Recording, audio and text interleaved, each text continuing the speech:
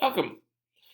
Today we are going to cover the monopsony and minimum wage chapter, um, which is kind of we will see the two concepts and their effects together.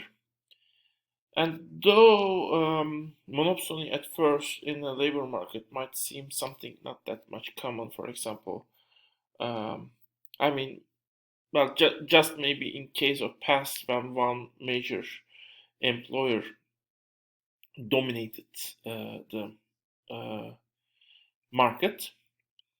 Uh, well, we will see actually the case might be more common than you think at first.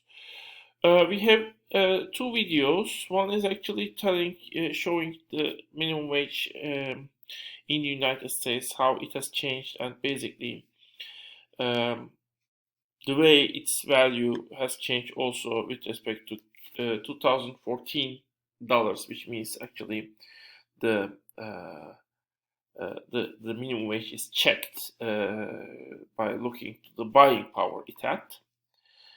And you can in the second video actually it is kind of a critical video. It is the typical case that is usually brought against the minimum wage. Um, Well, I want you to watch this video because uh, basically in this lecture we will argue against that case, and I want to see the argument we are basically arguing against. Of course, the way we will argue against that argument is not completely overturning this argument, but we will basically show that in some cases this argument, the argument that is stated in this video, might not be true, and there can be some more complex aspects related to the minimum wage. Well, also when you are watching this video, note that after 1980s, actually, minimum wage has fallen. So in the video, there's a claim on how minimum wage has prevented all workers who were working 30 years ago within the labor market, and now they are pushed out of labor market in places like movie theaters. But note that actually 30 years ago, actually minimum wage was higher, not lower, in the United States, according to the first video. And we will have also some data available. So watch the videos. You can stop this video now. And now we can continue. The primary information is actually the typical information, which I just want to talk on this background information part. It's a typical price control in the labor market. You fix you might control the price in a market by fixing the price or setting upper or lower boundary. Minimum wage, since it is minimum, it sets a lower boundary, and the wages cannot legally fall below this boundary.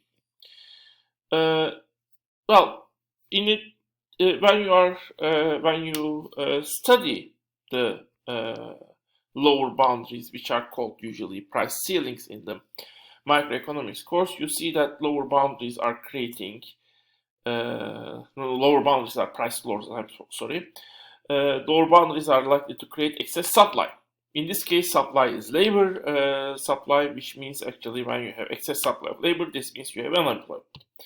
So the main claim is minimum wage is likely to create unemployment.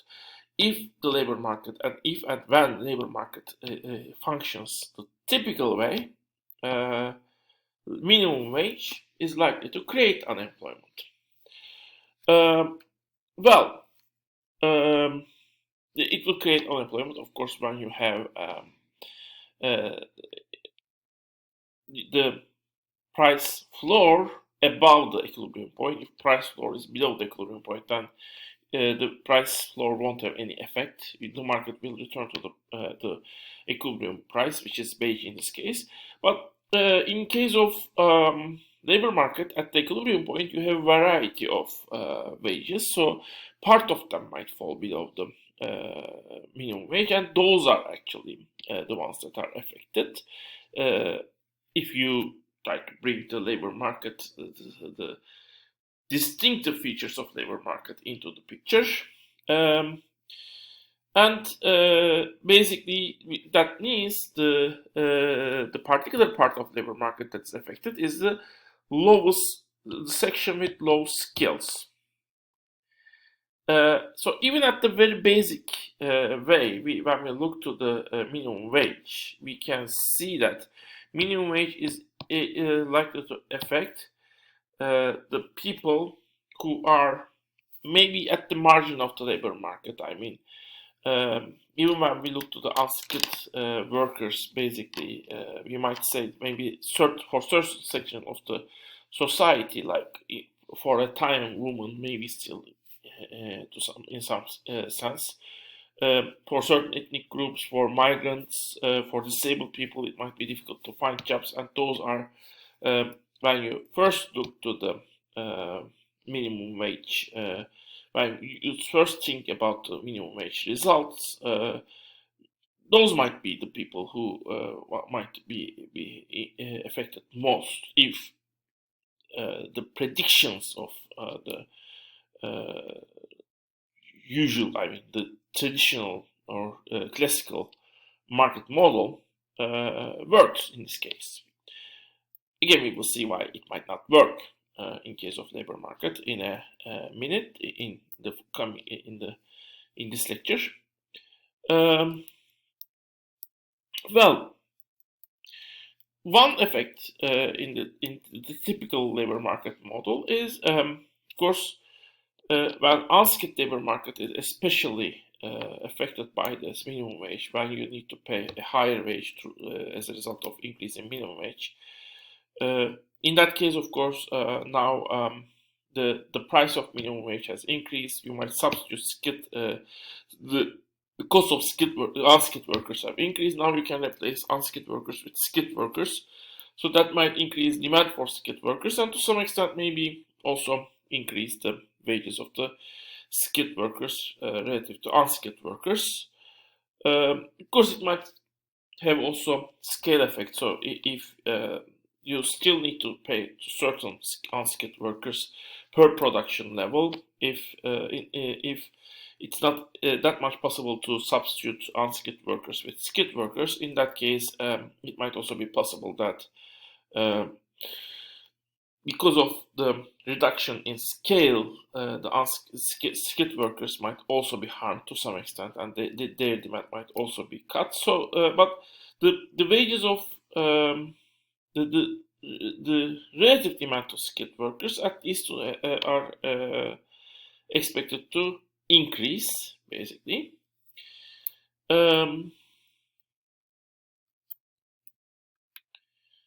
So this is the basic data on the minimum wage. It has fallen throughout the 1970s, end of 1970s and throughout the 1980s, and stay more or less stable after that, with some jumps, basically. And when you look, you can also see that United States is here, basically, in terms of its minimum wage, when the buying power is also included. Turkey is here, which is $3. This is, I believe, 2011 data. You might look for new data. Luxembourg is highest, which is not actually predictable. Usually, the small countries are like to, I mean, some of them might get rich, and Luxembourg is a very wealthy country, and it could actually pay its workers higher minimum wage. And you see other countries, for example, France has a very high rate. From the developed countries, well, actually the lowest is, well, Spain, maybe to some extent. It's although it's not a fully developed country. You can see Germany here, interestingly, but Belgium, France, Netherlands all give their workers relatively high minimum wage, which is $12. Now in the United States, there's a discussion on increasing the minimum wage to $15, and that's one of the basic discussions in the United States. Well,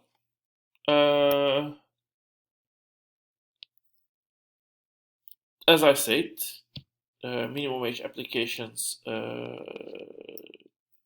Well, we have seen these effects. Basically, the minimum wage might benefit the workers who are already employed, but harm the people who are unemployed. Basically, and basically this fact might some people might get unemployed as a result of the minimum wage, and especially if those are unskilled workers and if they are at the margins of the labor force, immigrants, women, and for example, the disabled people. Minimum wage might cause them to work illegally. So it is possible that minimum wage creates an illegal job market. Although illegal job market can be created by also different reasons, and in some cases illegal job market is created because you have some population in the country that doesn't have legally right to work. But it can be as simple as that, as it happens also in the TRNC in some cases. So in some cases, I mean, people are involuntarily part of the. I mean, people are in the illegal job market because there is no way for them to get into the legal job market, and that's not kind of case when workers are pushed to the illegal job markets because they cannot find legal jobs because no one is willing to hire them for a legal job. There is no way for them to get a legal job. The law prevents them to find a legal job in that case. Anyway, well, even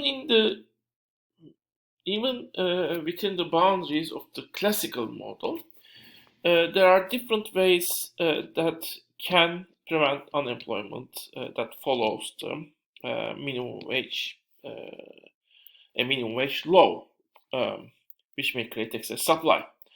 One way is actually, you have unemployed people, but progressively some jobs open, some unemployed people find jobs, and basically you might, so staying unemployment might not be that bad if you can use that time to find a job where you are most productive. So, but of course, if people need an income to survive, then unemployment might be really harmful, and basically workers or the state might create a kind of social security system which will protect and which will help the people who are unemployed and get them certain income. And if that's the case, now of course unemployed people are not harmed for at least for the period they are looking for a job, and since I mean even when you have relatively more unemployment, since this continuous reopening of the jobs means, well, people will find employment in the end. Basically, this might reduce the potential harm of unemployment. At least if the minimum wage is not too high and unemployment rate is not too high also. Secondly, of course, the state might hire workers or workers' cooperatives might do so. The excess supply might be bought and use some ways that are useful for the society, which was done by the Roosevelt. Basically, Roosevelt has created state programs. All of them were temporary, which hire workers, basically, at the time when the United States had a high unemployment rate. Lastly, of course, one way of basically when you are able to react collectively, basically you might increase the price of the good you sell by decreasing quantity you supply. Can workers do that? Yes, they can actually, and I will talk on this in the next part.